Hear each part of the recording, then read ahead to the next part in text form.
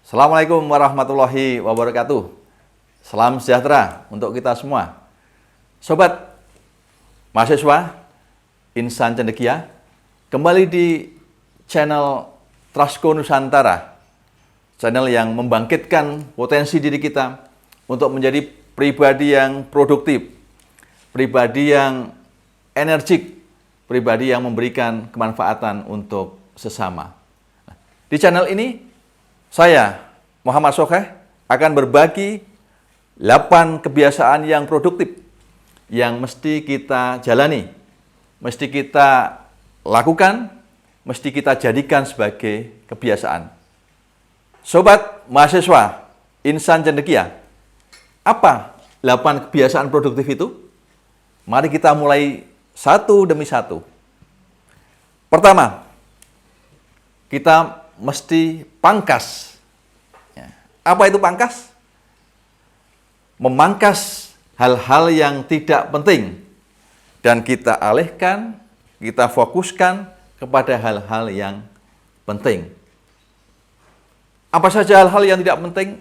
Misalnya, kita tongkrong, kongko-kongko yang tanpa agenda yang jelas.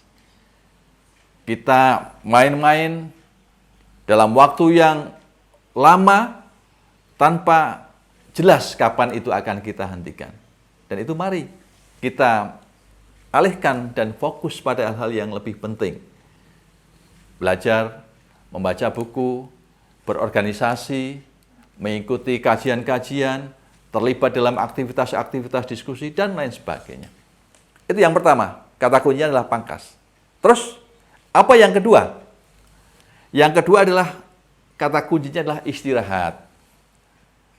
Sobat semua, kita mesti tahu kapan waktu kita mesti istirahat. Dalam banyak hal, karena usia kita masih muda, energi kita berlebih, kita kadang sampai lupa tentang kapan kita mesti menghentikan aktivitas-aktivitas kita. Jangan sampai istirahat kita kurang, sehingga kemudian berakibat pada vitalitas kita menjadi kurang prima. Maka beri waktu yang cukup untuk tubuh kita bisa beristirahat. Yang ketiga, batasi. Ya, atau batas begitu. Apa itu batas?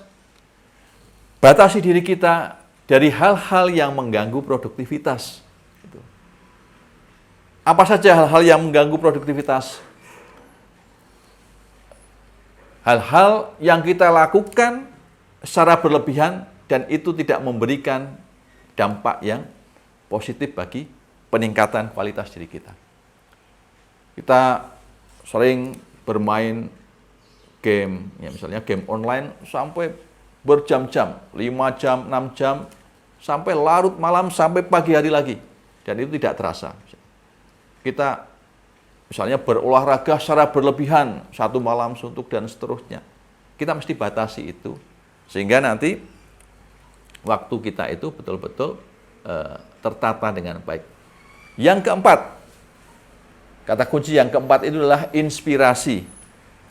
Kalau kita ingin produktif, sukses, kita mesti mampu membangkitkan inspirasi di dalam diri kita. Membangkitkan motivasi untuk memperkaya jiwa kita, agar energi positif itu senantiasa bersemayam dan bersemai dalam diri kita. Karena di situ nanti akan mengalir produktivitas dan kebaikan-kebaikan yang lainnya. Yang kelima adalah jam belajar. Atur jam belajar kita masing-masing. Kita memiliki waktu, ya, waktu spesial untuk belajar. Dan masing-masing dari kita itu berbeda dalam mengalokasikan waktunya.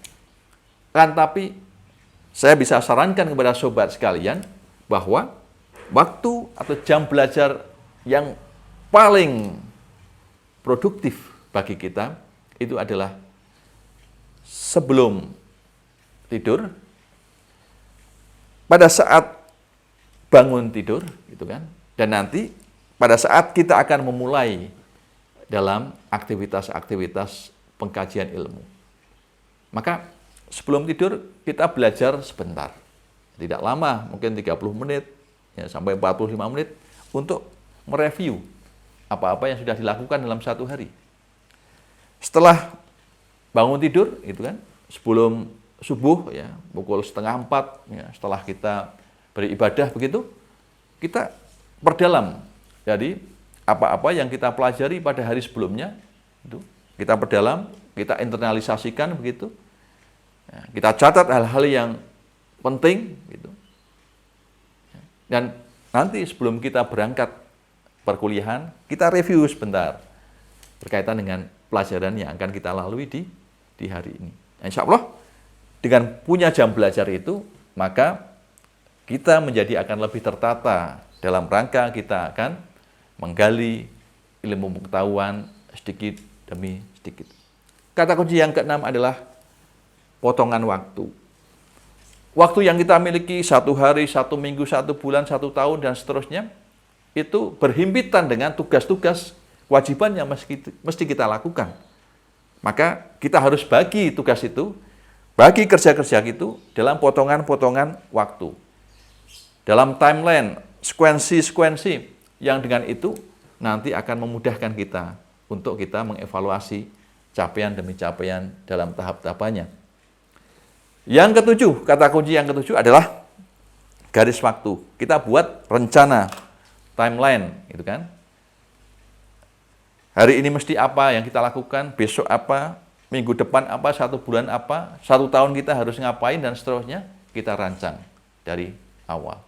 Dan terakhir, yang tak kalah pentingnya adalah membangun kerjasama. Produktivitas kita, sukses kita, itu tidak terlepas dari orang lain. Ya. Maka kita juga perlu bekerja sama dengan teman-teman kita, dengan guru-guru kita, dengan stakeholder kita, untuk kerjasama membangun kerja-kerja yang produktif. Kita buat proyek-proyek bersama, kita buat kerja-kerja bersama, dan disitulah bersemai potensi kita bertumbuh, berkembang menjadi pribadi yang terus produktif, kontributif, dan bermanfaat bagi sesama. Sekian 8 tips untuk kita menjadi sosok mahasiswa yang produktif dan bermanfaat. Sekian, salam super, sehat selalu. Assalamualaikum warahmatullahi wabarakatuh.